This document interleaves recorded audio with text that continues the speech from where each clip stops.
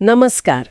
आज हम एक बहुत ही क्या कहते हैं शक्तिशाली और रहस्यमयी विषय पर बात करने वाले हैं। जी हाँ। सुदर्शन चक्र। हमारे पास सुदर्शन चक्र, दिव्य अस्त्र और उसका रहस्य से कुछ दिलचस्प जानकारी है। हाँ, ये विषय है ही बहुत गहरा। हमारा इरादा है भगवान विष्णु के इस अनोखे अस्त्र की जो अद्भुत शक्ति है ना, और इसके गहरे मतलब उनको समझना। बिल्कुल। इसे अक्सर कहते हैं कि ये ब्रह्मांड के सबसे ताकतवर हथियारों में से एक है। इसकी शक्ति वाकई चर्चा का विषय है। तो चलिए शुरू करते हैं। सबसे पहले ये सुदर्शन चक्र आखिर है क्या चीज? देखिए, इसे भगवान विष्णु धारण करते हैं। हाँ, और उनके अवतार भी, जैसे श्री कृष्ण। जी हाँ, बिल्कुल। और ये बना है, कहते हैं, अग्नि और सूर्य के तेज से। इसमें 108 तीखी धारें हैं। 108 धारें अग्नि और सूर्य के तेज से? बाप रे! और ये हमेशा घूमता रहता है? हाँ, लगातार। और इसकी गति के बारे में तो कहते हैं कि ये प्रकाश से भी तेज है। क्या बात कर रही हैं? प्रकाश से भी तेज? ये तो अविश्वसनीय है। हाँ, और इसकी जो शक्तियां हैं वो सचमुच अद्वितीय हैं। इसे अविनाशी मानते हैं, मतलब ये नष्ट नहीं हो सकता। अविनाशी और अचूक भी शायद। बिल्कुल।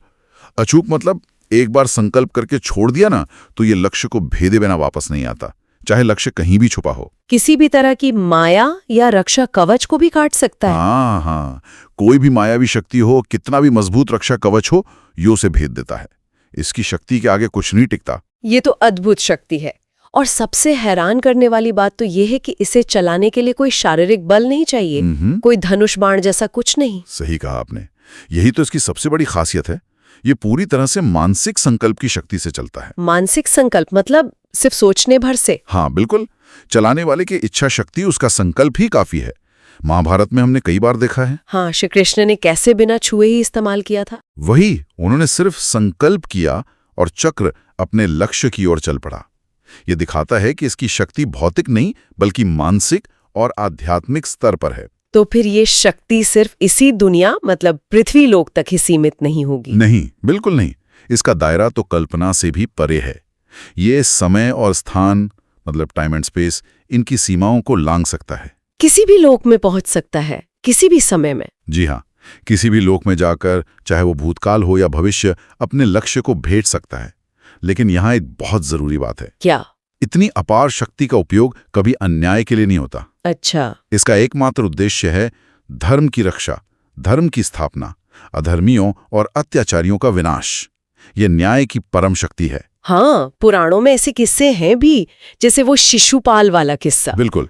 महाभारत में जब शिशुपाल ने भरी सभा में श्री कृष्ण का 100 बार अपमान किया। हाँ, उनकी 100 गलतियां पूरी होने पर। हाँ, तब श्री कृष्ण ने सुदर्शन चक्र से ही उसका वध किया था, न्याय स्थापित किया। और वो जलंधर राक्षस की कहानी भी तो है। उसे तो वरदान था कि वो अजय रहेगा जब तक उसकी पत्नी वृंदा पतिव्रता है। सही। उसकी शक्ति का स्रोत उसकी पत्नी का सतीत्व था।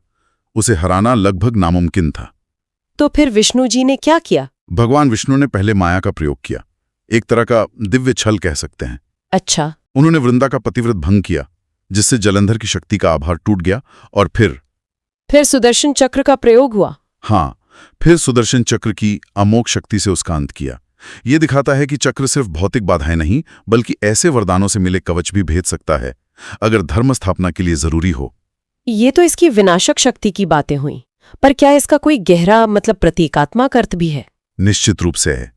यह सिर्फ एक हथियार नहीं है, ये शक्ति का एक गहरा दर्शन है। इसका जो घूमना है ना, लगातार, हाँ, वो सिर्फ गति नहीं है, वो समय का चक्र है, कर्म का सिद्धांत है। इसकी शक्ति से कोई बच नहीं सकता। समय और कर्म का चक्र? अच्छा। और इसका तेज? वो तेज सिर्फ रोशनी नहीं, वो ज्ञान और चेतना की शक्ति है, जो अज्ञान के अंधेरे को काटती है।